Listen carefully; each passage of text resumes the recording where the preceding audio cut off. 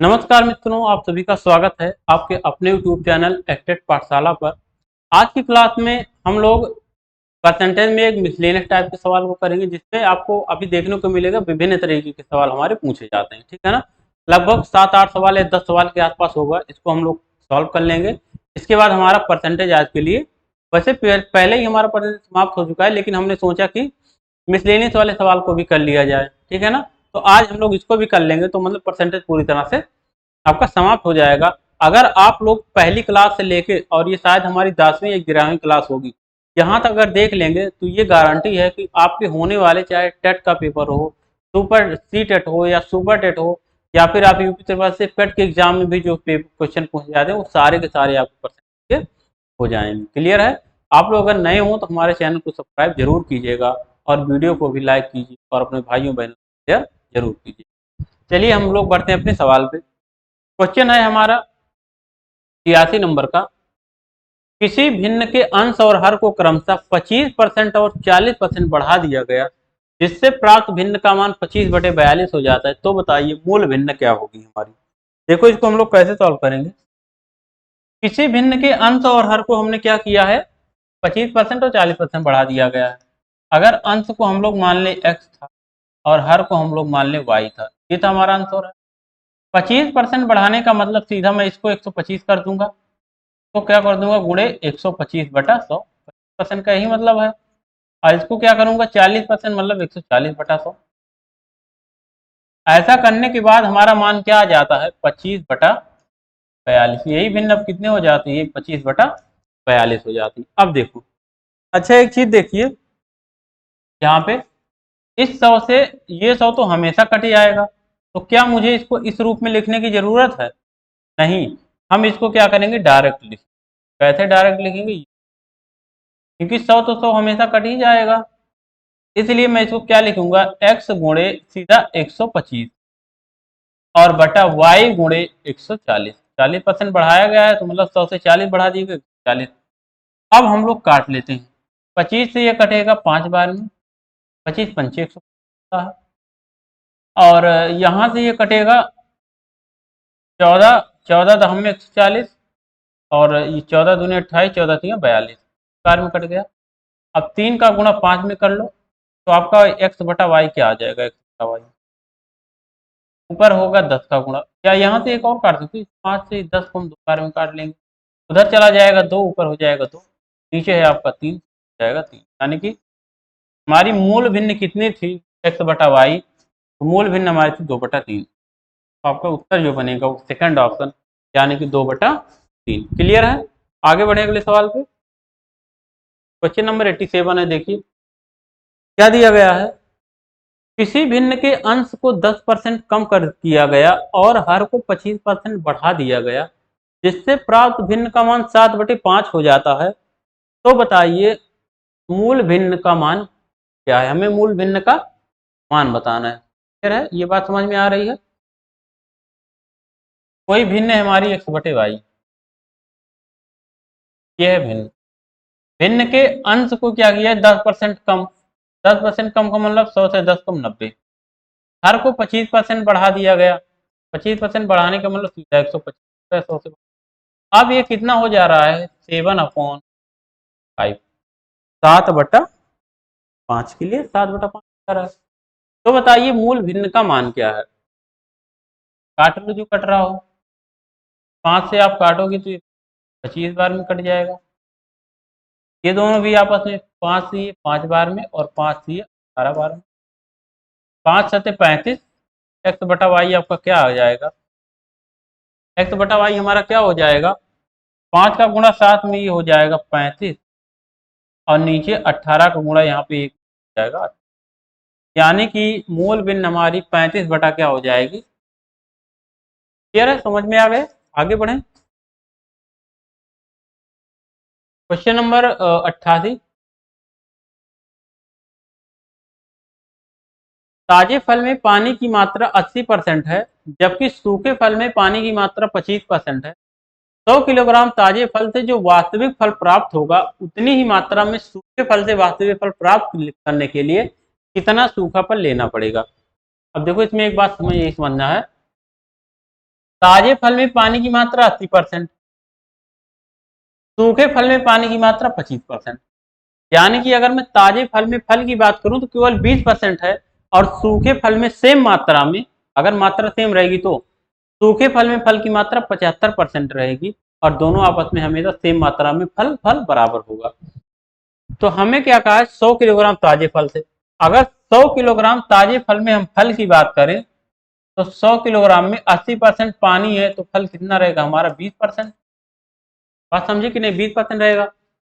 अब कहा है 100 किलोग्राम ताजे फल से जो वास्तविक फल प्राप्त होगा उतनी ही मात्रा में, मतलब 100 ही किलोग्राम वास्तविक फल प्राप्त करने के लिए, अगर इतनी मात्रा में सूखा फल लें तो वास्तविक फल प्राप्त करने के लिए हमें कितना सूखा फल लेना पड़ेगा। अब देखो, यहाँ से जो सूखा फल मिल रहा है हमें उतना ही सूखा फल यहाँ भी लेना है।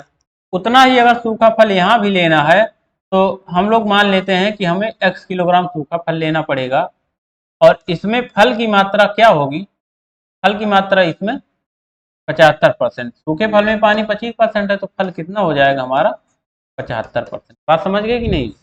अब काट दो, जो कट रहा हो, जो बच रहा हो उसको बचा लो। परसेंट, परसेंट कट गया, 25 से 3 बार में और 25 से 4 बार में, 20 चौक ये हो गया 80, और यहाँ से इधर आके बटा हो गया 3, और यही बराबर हमारा क्या हुआ, यानी कि x की वैल्यू कितना आ गई, 80/3 किलोग्राम। मतलब हमें क्या लेना पड़ेगा, 80/3 किलोग्राम सूखा फल लेना पड़ेगा। 80/3 किलोग्राम सूखे फल में जितना हमें वास्तविक फल मिलेगा उतना ही फल क्या मिलेगा, 100 किलोग्राम ताजे फल में। क्लियर है, आगे बढ़े अगले सवाल पे। क्वेश्चन नंबर 89, एक विद्यालय में लड़कों की संख्या का 10% लड़कियों की संख्या का 1/4 भाग के बराबर है। तो बताइए विद्यालय में लड़के और लड़कियों की संख्या का क्या अनुपात है, ये बताना है। अनुपात मतलब भिन्न नहीं होता है, घबराना नहीं है। देखो यहाँ पे बॉयज की बात किया गया है, लड़कों की संख्या का 10% लड़कियों की संख्या के 1/4 के बराबर है।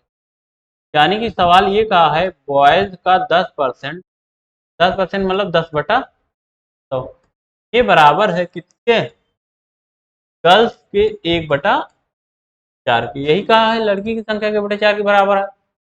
अब देखो यहाँ से 1 0 ये और 1 0 ये कट गया, कट गया कि नहीं कट गया, कट गया। और 2 से ये कटा आपका 5 बार में, और 2 से ये कटा हमारा 2 बार में। तो देखो यहाँ पे हमें क्या बताना है, लड़के और लड़कियों की संख्या। तो बॉयज बटा गर्ल्स, ये जो गर्ल्स इधर गुणा है इधर बॉयज की साइड आएगा, भाग हो जाएगा। ये जो बटे में 5 है वो उधर जाएगा, वो ऊपर हो जाएगा, ऊपर हो जाएगा 5, ऊपर हो जाएगा आपका 5, और नीचे क्या हो जाएगा, नीचे। यानी कि बॉयज और गर्ल्स का जो रेशियो हमारा बना वो क्या बना, 5:2 का मतलब 5/2, तो 5/2 का यही मतलब है 5 अनुपाते। क्लियर।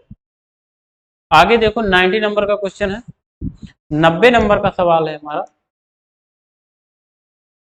क्या दिया गया है, राम अपनी मासिक आय का 20% अपनी घरेलू आवश्यकताओं पर, शेष आय का 15% पुस्तकों पर, शेष आय का 30% कपड़ों पर। अब उसके पास 9,520 बचे। तो मासिक आय देखो, बचत इतनी हो रही तो मैं बचत पे फोकस करूंगा। अगर उसकी मासिक आय मैं x मान लूं तो 20% घरेलू आवश्यकता पर खर्च कर रहा है, तो बचा कितना रहा है 80%, मतलब 80/100 गुणे शेष आय का, यानी कि अब जो इतना बचा है इसका 15% पुस्तकों पर खर्च कर रहा है,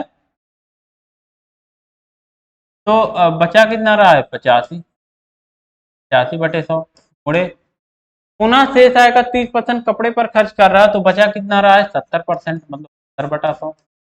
यही इतना उसकी ओवरऑल बचत हुई, और यही बचत कितनी है आपकी 9,520, ये सवाल में दिया था। 1 0 2 0, ये 100 कट गया ना, इतना दिख रहा है, क्लियर हो रहा है, दिख रहा है। अब देखो और क्या कटेगा, और आप काट लो ना इसको, 17 से काटोगे तो ये 5 बार में कट जाएगा, 17 से काटोगे तो ये 17×5 = 85, 10×95, 17×6 = 100, तो 560 हो गया। और 8 से कटेगा, 8×5 = 40, ये 8 और 5 का गुणा 40 हो गया, 40 से कितनी बार में कट जाएगा 7 बार में, है ना। 40 7 सॉरी 8×5 = 40 हो गया, 40 से ये कितनी बार में कटेगा? 7 बार में नहीं,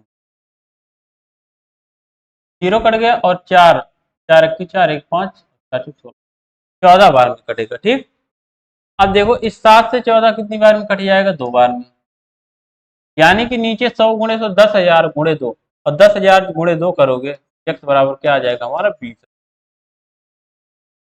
x बराबर 20,000, इसका मतलब 20,000 रुपए। उसकी मासिक इनकम कितनी है हमारी? 20,000 रुपए। अब देखो आज का ये है लास्ट क्वेश्चन, और इसके बाद भी सवाल है क्या? हाँ हाँ, 2 क्वेश्चन और बचे हैं, देख लेते हैं। किसी विद्यालय में लड़के और तथा लड़कियां 3:2 के अनुपात में हैं। यदि 20% लड़के तथा 30% लड़कियां छात्रवृत्ति लेने वाले हों, तो छात्रवृत्ति ना लेने वाले विद्यार्थियों का प्रतिशत क्या है? बताना है छात्रवृत्ति ना लेने वाले विद्यार्थियों का परसेंट। तो हम लोग इसको बता देंगे। कैसे बताएंगे? विद्यालय में लड़के तथा लड़कियों में 3:2 का अनुपात है। अब देखो 3:2 का अनुपात है, के लिए हम लोग परसेंट बता रहे हैं। प्रतिशत हमें जब भी बताना होता है, चाहे छात्रवृत्ति लेने का या ना लेने का, जो भी सवाल रहेगा, तो हम लोग ऐसे लिखते हैं, AX धन BY धन CZ धन डॉट डॉट डॉट, ऐसे करके ऑन A धन B धन डॉट डॉट डॉट। अब देखो ए बी क्या है हमारा? ए है हमारा अनुपात, ए बी आपका अनुपात है। एक्स वाई क्या है? एक्स वाई है आपका परसेंट। एक्स वाई हमारा क्या है? परसेंट है। क्लियर है? बात समझ में आ रही कि नहीं? एक्स वाई हमारा क्या है? परसेंट है। तो देखो ए के स्थान पे हम रखेंगे, और एक्स के स्थान पे क्या है? 20%। सॉरी सॉरी सॉरी, 20% लड़के और लड़कियां छात्रवृत्ति पा रहे हैं। उनसे पूछा छात्रवृत्ति लेने वाले विद्यार्थियों का, हाँ ठीक है। छात्रवृत्ति ना लेने वाले पूछा गया है, छात्रवृत्ति ना लेने वाले मतलब 20% अगर ले रहे हैं तो 80% वाले लोग नहीं ले रहे हैं। प्लस लड़कियां कितना है? 2 हैं। लड़कियों में 30% लड़कियां छात्रवृत्ति लेने वाली हैं, तो ना लेने वाली कितनी है? 70 है। और बटा ए धन भी मतलब 3 धन 2, 3 धन 2 क्या? 5 हो जाएगा। अब काट लो 5 से, 5 से काटोगे इसको 16 बार है, 5 से काटो इसको 14 बार में। 16 तियाँ 48 और 14 दूनी 28, 28 और 48, 40 20 60 10 70 और 6 73, यानी कि 76%। टोटल 76% लड़के और लड़कियां ऐसी हैं जो छात्रवृत्ति नहीं पा रही हैं। ठीक है ना? तो ये था, ये आपका सूत्र है, इसको लिख लेना और याद भी कर लेना, ये काम हमारा आसान हो जाएगा। ठीक है ना? आज का लास्ट सवाल है हमारा, लास्ट क्वेश्चन है। 605 टॉफी बच्चों में बराबर बराबर इस प्रकार बांटी गई कि प्रत्येक बच्चे को कुल बच्चों के संख्या के 20% के बराबर टॉफी मिली। प्रत्येक बच्चे को कितनी टॉफियां? अब देखिए हमें बताना है प्रत्येक बच्चे को कितनी टॉफियां मिली। सवाल में कहा 605 टॉफी टोटल बांटी गई है, और किस प्रकार बांटी गई है? प्रत्येक बच्चे को कुल बच्चों की संख्या के 20% के बराबर। अगर कुल बच्चों की संख्या x है, तो प्रत्येक बच्चे को कितनी टॉफी मिल रही है? x का 20%, यानी कि x गुणे 20/100 टॉफी मिल रही। क्या कहा है? प्रत्येक बच्चे को कुल बच्चों की संख्या के 20% के बराबर टॉफी मिले। अगर कुल बच्चे x है, तो प्रत्येक बच्चे को कुल बच्चों का 20%, यानी कि x गुणे 20/, तो इतना टॉफी मिलेगी। और ये टोटल टॉफी बटेगी कितनी? यही 605। भाई यही टोटल टॉफी बची है, इतनी टॉफी तो बांटी गई है। टोटल बच्चे हैं x, टोटल बच्चे हैं क्या? x, और प्रत्येक बच्चे को मिला है x का 20%, वही बराबर कुल टॉफी के हो गया। भाई आप लोग ऐसे समझो, ये है 5 कलम, और ये है एक कलम का मूल्य 10 रुपए, तो टोटल 10 पचे 50 रुपए, यानी कि टोटल मूल्य आ जाएगा। वही चीज सवाल में भाषा में है ये सवाल। आगे देखते हैं, ये 20 से कट जाएगा 5 बार में, यानी कि एक्स स्क्वायर बराबर हो जाएगा 605 को आप ऐसे लिख सकते हो 11 नहीं 121, 121 गुणे 5, और ये 5 का उधर गुणा होगा, ये गुणे 5 हो जाएगा। हमने तोड़ के लिख दिया 605 को आप 121 पंचे 605, 121 पंचे 605 होता है, तो हमने इसको 605 को क्या लिख दिया, 121 गुणे 5 लिख दिया, और ये नीचे वाला 5 उधर जाके गुणा हो जाएगा, गुणे 5 हो गया। अब हमें वर्गमूल निकालना था ना, तो x बराबर क्या आ जाएगा, 180 का वर्गमूल, सॉरी 121 का वर्गमूल 11 और 5 गुणे 5 का वर्गमूल क्या हो जाएगा 5, यानी कि x बराबर क्या आ गया 11×25। कुल विद्यार्थी की संख्या कितनी थी, 55 थी, लेकिन हमसे कुल विद्यार्थी नहीं पूछा, हमसे पूछा है प्रत्येक बच्चे को कितनी टॉफी मिली। तो अगर कुल 55 विद्यार्थी हैं, ठीक, और प्रत्येक बच्चे को कुल विद्यार्थी के 20% के बराबर टॉफी मिल रही है, यानी कि 55 का 20%, 20% का मतलब 1/5, 5 से 11 बार में 11 गुणे 1 मतलब 11, तो प्रत्येक बच्चे को कितनी टॉफी मिल रही है, 11। बात समझ में आ गई। तो ये था हमारा परसेंटेज का जोड़। आज से हमारा परसेंटेज हुआ समाप्त। अब हम लोग पढ़ेंगे अपने, चलो हम लोग पढ़ लेते हैं संख्याओं पे आधारित प्रश्न, यानी कि प्रॉब्लम बेस्ड ऑन नंबर। बड़ा ही इंपॉर्टेंट ये हमारा टॉपिक है, ठीक है ना, यहाँ से खूब क्वेश्चन जाते हैं, तो हम लोग कंटिन्यू करें। मिलेंगे अपनी नेक्स्ट क्लास में, तब तक के लिए जय हिंद।